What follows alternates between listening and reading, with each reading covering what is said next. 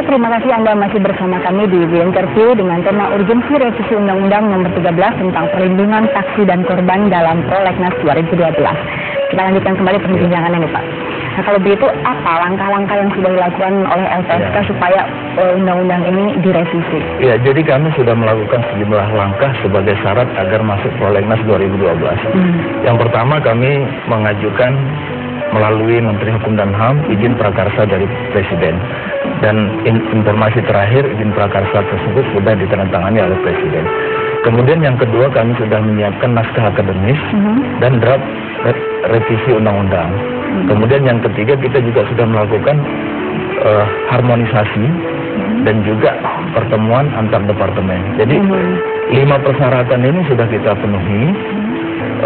Nanti akan diajukan oleh pemerintah ke DPR agar supaya masuk dalam Prolegnas 2012. Nah, dukungan ini sebenarnya dari Komisi 3 tadi sudah disampaikan Pak Nasir Jamil. Memang jauh sebelumnya sudah ada dorongan agar ada revisi tersebut. Nah, sejak dukungan itu muncul, kami sudah mulai bekerja. Jadi ini proses cukup panjang, 2 tahun kami lakukan. Dan tahun ini mudah-mudahan di bulan November ini sudah, apabila disepakati oleh DPR, akan masuk dalam Prolegnas 2012. Dan dari pemerintah sendiri, Presiden misalnya, dalam pidato kenegaraan tanggal 16 Agustus, beliau mengatakan salah satu lembaga yang perlu diperkuat dalam rangka pemberantasan tindak pidana korupsi itu adalah LPSK. Nah, karena itulah saya kira dukungan dari pemerintah tadi, saya menggarisbawahi Pak Nasir Jamil, Menpan, Departemen Keuangan ini juga harus membuka diri melihat bahwa lembaga ini penting untuk pemberantasan tindak pidana korupsi. Dan kalau Pak Nasir gimana?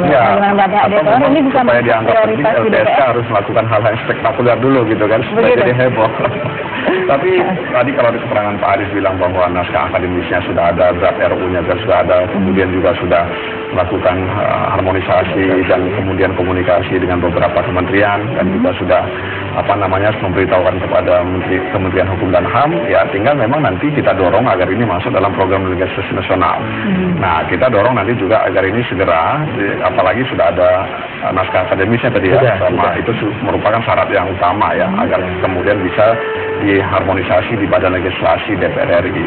Ya, tapi bisa juga nanti kalau misalnya itu ya, kalau memang pemerintah lama, kami juga punya bisa inisiatif DPR ya untuk menjadikan rancangan undang-undang ini, revisi ini menjadi inisiatif DPR. Tapi mudah-mudahan pemerintah nggak lambat lah ya. Apalagi tadi sudah ada semacam pidato Presiden bahwa ini penting bagi tindak pidana pemberantasan korupsi. Saya pikir kementerian-kementerian terkait harus merespon apa yang disampaikan oleh Presiden tadi. Dan kami Komisi 3 atau DPR tentu akan lebih merespon lagi upaya untuk merevisi Undang-Undang 13 2006. Ya tentu tadi seperti saya katakan tadi, evaluasi tadi itu ya, evaluasi terhadap aspek-aspek tadi itu menjadi penting.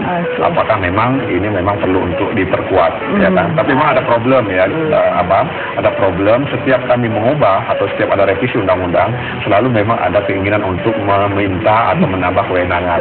Ya, kalau untuk kebaikan nggak apa-apa sebenarnya. Baik, terima kasih sekali Bapak-Bapak sudah hadir di studio kami untuk perbincangannya pada sore hari ini.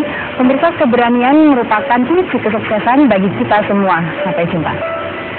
Terima kasih.